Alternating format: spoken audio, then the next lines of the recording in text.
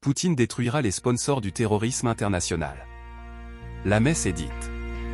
Il est évident que le terrorisme est transnational, sous toutes ses variantes, et ses sponsors vivent leurs derniers instants. Ils ont donné, sans s'en rendre compte, une occasion inouïe au monde musulman dans sa globalité de voir pour qui il roule réellement. Au moment où des femmes et des enfants palestiniens se font massacrer à Gaza, ce qu'on appelle l'État islamique n'a rien trouvé de mieux à faire que de frapper la République islamique d'Iran. Pourquoi l'Iran? Pour son soutien aux Palestiniens. Pour son refus de se soumettre à l'hégémonie américaine? L'État islamique, Daesh, ISIS, Al-Qaïda et toutes les nébuleuses terroristes qui frappent sans discernement des populations civiles au Niger, Mali, Burkina Faso, Iran, Syrie, Irak, Afghanistan, Libye, Nigeria, Moscou et bientôt la Chine ou peut-être le Brésil, Cuba, le Venezuela ou l'Afrique du Sud, ont joué, cette fois-ci, le tout pour le tout. Ils ont les yeux plus grands que le ventre. Une erreur qui coûtera cher à leurs commanditaires, quelle que soit leur puissance. Cette fois-ci, en frappant directement la Russie, le terrorisme international et ses sponsors ont signé définitivement leur arrêt de mort. Car, bien sûr, Poutine détruira tous ses mercenaires et ses terroristes en même temps que leurs parrains. Il a déjà commencé en Syrie, au Mali, en Libye, dans le Caucase. Mais, cette fois-ci, il est frappé chez lui, à Moscou. Un tel acte et une telle folie ne traduisent rien d'autre qu'une espèce d'affolement et de panique chez ses ennemis, confrontés à la dure réalité sur tous les fronts où le terrorisme et les guerres par proxy sont laminés par le rouleau compresseur de l'armée russe. Cette fois-ci, Poutine fera beaucoup mieux, il ne traitera pas que les symptômes, il s'attaquera à l'infection, elle-même en détruisant sponsors, parrains et financiers du terrorisme. Soigner la fièvre ne suffit plus, il faut maintenant crever l'abcès. Ce n'est pas un scoop. Tout le monde sait, surtout Vladimir Poutine, que la plupart des nébuleuses, dites islamistes, sont des instruments déstabilisateurs entre les mains des puissances occidentales.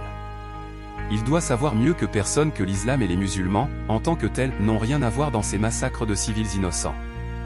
Il faut rappeler simplement que plus de 20 millions de Russes sont musulmans. Poutine, en tant que président de la Fédération, d'une Russie multiethnique et multiconfessionnelle depuis les tsars, connaît nécessairement l'islam et les musulmans. Et cette histoire de califat musulman aux ordres ne trompe ni la Russie avec ses 21 millions et, encore moins, la Chine avec ses 132 millions de musulmans.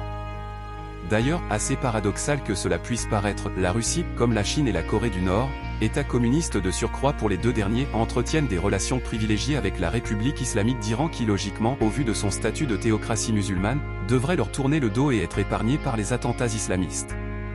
Loin de là. Le mouvement État islamique a frappé aussi en République islamique d'Iran.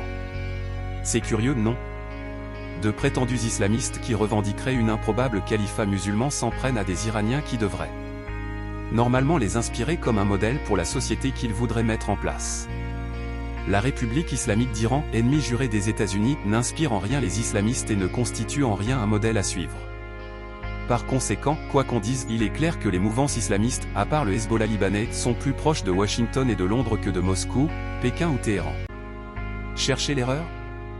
Ni le russe Poutine, ni l'Iranien Raisi, ni le chinois Xi Jinping, ni le malien Goïta, ni le nigérien Tiani dont les pays sont frappés par le terrorisme, ne sont nés des dernières pluies pour ne pas comprendre qu'ils font face à des guerres par proxy et que ces terroristes sont soutenus et financés par des puissances occidentales.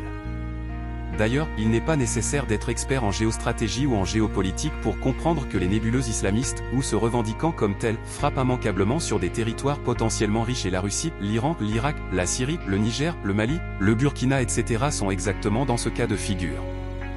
En tout cas, l'attaque de Moscou résonne comme le dernier râle de islamisme politique, bras armés des intérêts des oligarchies financières transnationales.